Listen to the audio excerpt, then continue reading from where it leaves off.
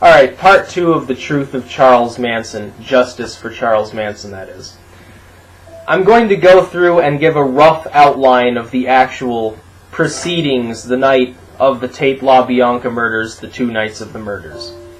Things which people don't understand because it's been covered up with lies. And this timeline coincides with Manson file, again, credit to Nicholas Schreck, although most of the details you could find and were public knowledge beforehand, they were still covered up by the helter-skelter lies, but it was available for anyone willing to search for them, which is not many people. The first night of the murders, Cielo Drive, you've got Sharon Tate and Wojtek Frykowski and Jay Sebring and Abigail Folger, and the whole Gilligan's Island there. I can't remember the name of the 5th person who got killed, which is rather sad because most people can only name Sharon Tate and the LaBiancas. They can't name the rest of the victims, so-called victims.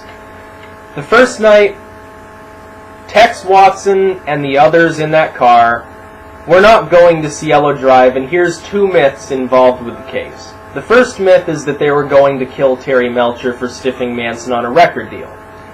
That's not the case. The whole music as motive for murder motif doesn't work when you consider the fact that Tex Watson was admittedly hanging out with Terry Melcher at his new address before and during that period of time. So it would have been impossible for them to think that Melcher was still at that address. So that completely trashes that myth. The second myth is they went to start a race war.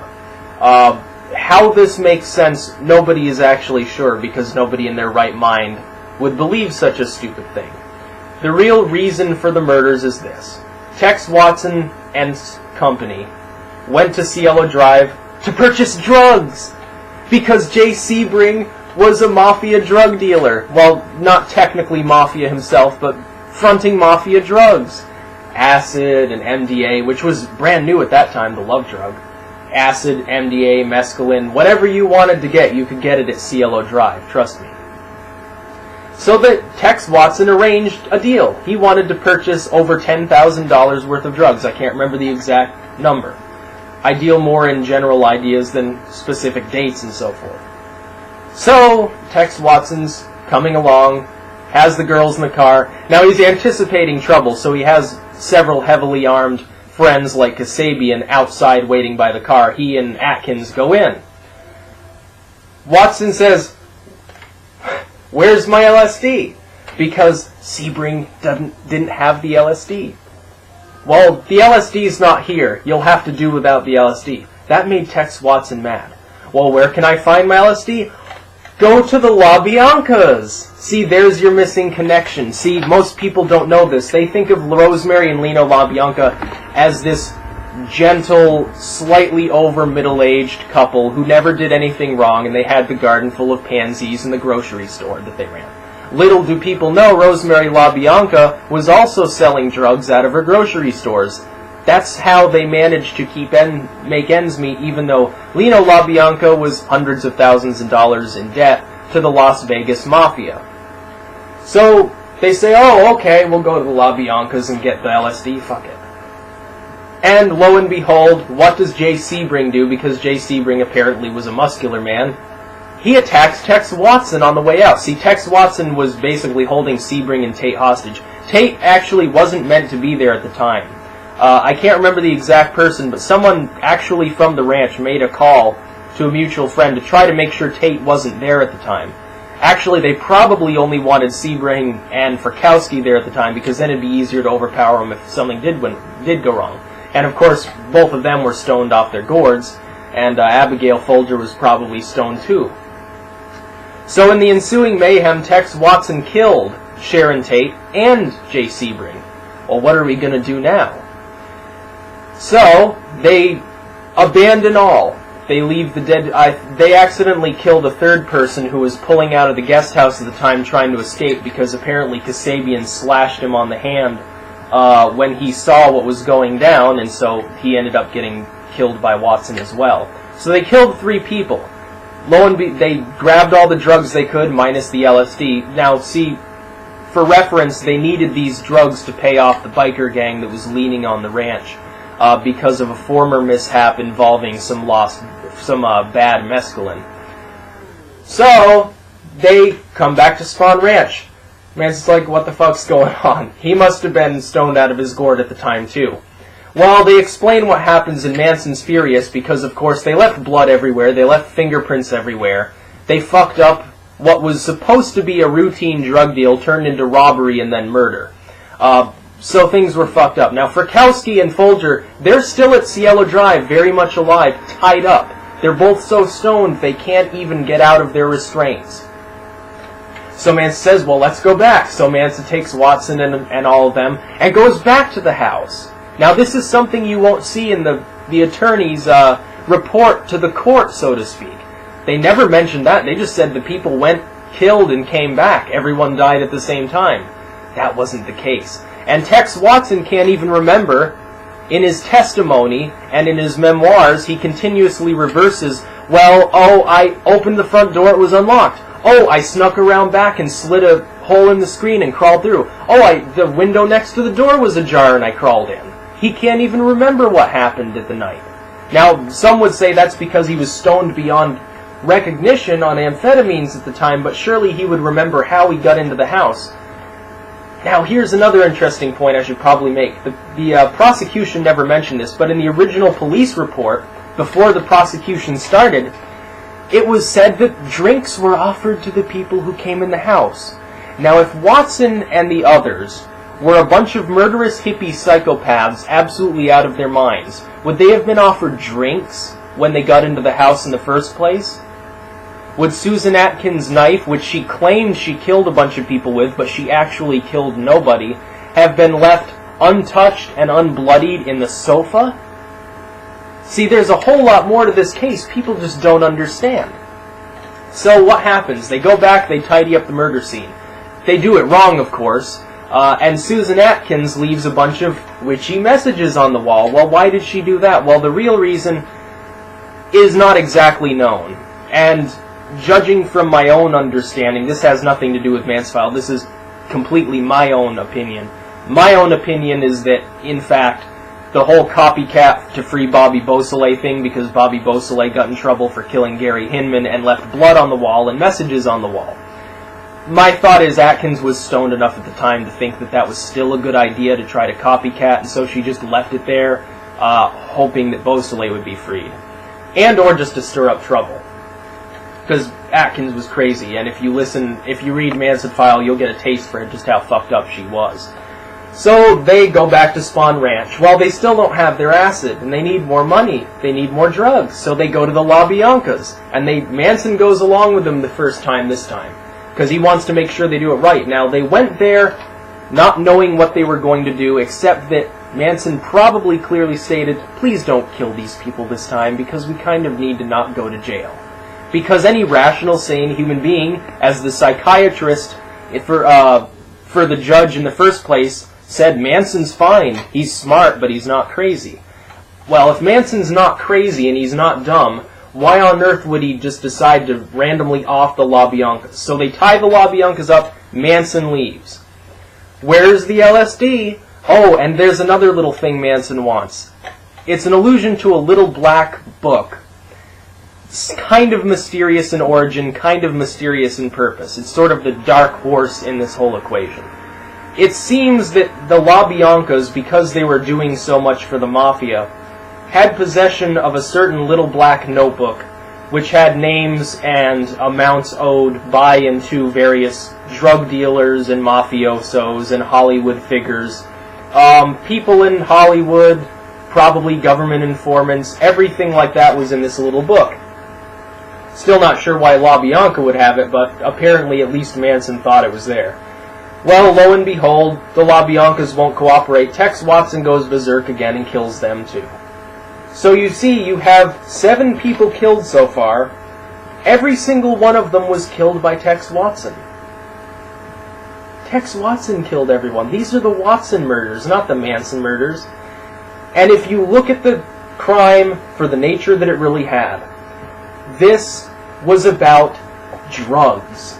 But not drugs in the sense of, I'm going to give you drugs, you will be brainwashed, and I will send you off like zombies to go and kill for me to start a race war.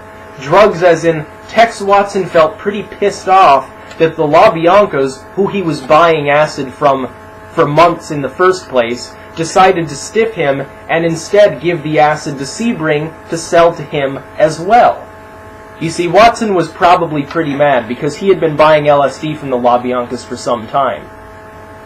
Unfortunately, when he went to Sebring to get the acid that fateful night, he found out that, lo and behold, the LaBiancas were also selling it through Sebring to him, thus charging him a higher price. That would have pissed me off too, especially with such a large purchase, which would now be worth hundreds of thousands in today's currency. So in reality, Tex Watson killed everyone. In reality, Helter Skelter does not exist. Actually, if you, again, credit to the Manson file, I find myself repeating that for some reason, maybe because it enlightened me to the facts of the actual friggin' case. The Helter Skelter was a nightclub that the Manson family tried to run for a while, but it got shut down by the cops because they didn't have a license for a nightclub. That's what Helter Skelter is, a nightclub. Not some witchy bullshit about starting a race war. And to tell the truth, even back when I was an evangelical Christian right-winger with straight-laced shoes and short hair, I still wasn't stupid enough to believe that Helter Skelter made any sense at all. I read Helter Skelter. I thought it was a pile of shit. It made no sense to me.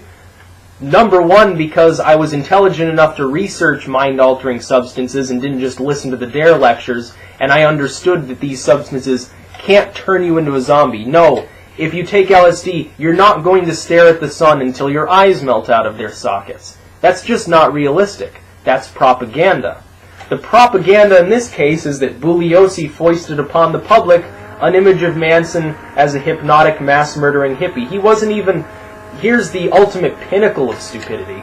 Bugliosi convinced the judge not to even let Manson directly address the jury because he might hypnotize them. Does that make any sense at all? Plenty of people have spoken to Manson since that time. Interviewers and media people and lawyers and fans and enemies alike have all talked to Manson. Thousands and thousands of people. Have even one of them been hypnotized by these zombie powers? Not one of them. So unless you assume that a charismatic personality plus LSD automatically turns you into a mind-controlled slave, which is pretty out there as far as theories go, no, Helter Skelter holds no water. The motive for the murders was to pay off a bunch of bikers with drugs and or drug money. The murders were caused when, unfortunately, he wasn't able, Tex Watson is the he here, wasn't able to get those drugs, and so he went berserk. Lo and behold, the two people who are the most involved in the murders, who are Watson and Atkins, were also the two people at the ranch who took lots of amphetamines. Now, Manson denounced the use of such hard substances. He generally smoked grass, dropped acid, took a lot of cactus and a lot of mushrooms, but he never touched the hard drugs. So look, hard drugs screw up your life, not psychedelics. Psychedelics aren't going to control you and turn you into a zombie. You take enough amphetamines, you'll think you're Superman, and you probably will kill somebody.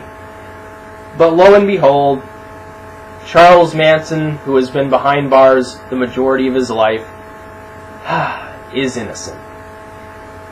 A mistrial should have been declared in his case. He had nothing to do with the planning of either of the murder scenes. He was involved with the second one, but he intended it to be a robbery. At most, as an accessory to an attempted robbery and for assault and unlawful detainment of the LaBiancas, Manson would have served maybe 10, 15 years. For auto theft and arson and the other crimes he admits he was committing at the time, he would have served more time than that, and he still would be out of prison by now. Personally, in my opinion, he should go free, and it doesn't help that Bugliosi was even chastised by the other lawyers he was working with as a dude with a complete god complex and an insufferable ass who got in trouble for assault, for illegally obtaining people's addresses and phone numbers to harass them because he thought someone was cheating on, he thought his wife was cheating on him with some other dude, and so he managed to get that dude and his wife's phone number and address and harass them constantly. And lo and behold, every time that happened, he settled out of court and paid him a lot of money. That's common knowledge too. And every bit of this information is presumably available on the internet in some form or another. You can you could go through the transcripts of the case, and here's another thing, and I'll give you this parting note. Nicholas Schreck recommends this, that any person who's seriously interested in the case could study the transcripts, compare them to the proceedings, and see where the two don't quite overlap. There are problematic differences in the police report and the prosecution. Things were left out, things were changed, things were included that weren't there before, they mysteriously vanished or appeared, and the case had all these wonderful little notions put forth for the mass media to digest. Oh, well, Manson has hypnotic powers, or he was influenced by Satanism. All these things that to a late 1960s, early 1970s audience must have been pretty scary. And all the little housewives would have loved to read Helter Skelter at night so that their dreams could be filled with frightening visions of a bearded tyrant, fascist, hippie, communist Nazi who wanted to control their grandchildren's minds and wage Helter Skelter in the world. The truth is, it was just a spectacular waste of time to prosecute the case in the beginning, and Bugliosi has gone on to be the same in every other case he's ever been in, from apologetic for, the JFK assassination or whatever, to rambling on about 9/11 and the 9/11 Commission and all the other weird things he's into. He just strikes me as a totally out there character. To me, Bugliosi sounds more insane than Manson. I would love to sit down for tea with Manson. Bugliosi, he'd probably take the teapot and empty it onto my crotch. There you have it, the truth of the case. It's not really that complicated. Look, 17 minutes, you've got the entire truth about the Manson case, and why it's a piece of shit, and why Manson should be free. Feel free to spread this video around, although usually people let me down when I do say something important, as opposed to 99% of my videos, which are verbally wanking off, and really I don't care about them. Some demo music, some stuff I got from other people, some really cool 80s music that admittedly no one really cares about because it's so obscure. Usually when I put out an important video, half of the people laugh at it, and then the other half sort of ineffectually will watch it, sort of half-heartedly support it. So if you want to spread it around and spread a little kernel of truth in the world, that's a great notion to do. But I don't expect it to happen. Essentially, the Manson case is a pile of shit. And Bugliosi, you should be ashamed of yourself. And I know you probably lurk these videos. I'm sure you're aware of my existence, because nobody else has quite as much content on the case actually uploaded to YouTube, and I'm sure that in your free time that you're not spending prosecuting people for crimes they didn't commit. I'm sure you enjoy watching videos of cats meowing and little girls falling over trying to walk to daddy and things like that. If you see this video, Bugliosi, why don't you interview me or something like that? Or even better, why don't you go to Lynette Fromm's house and see what a reaction you get from her? It'd be hilarious to see the reaction she'd give you.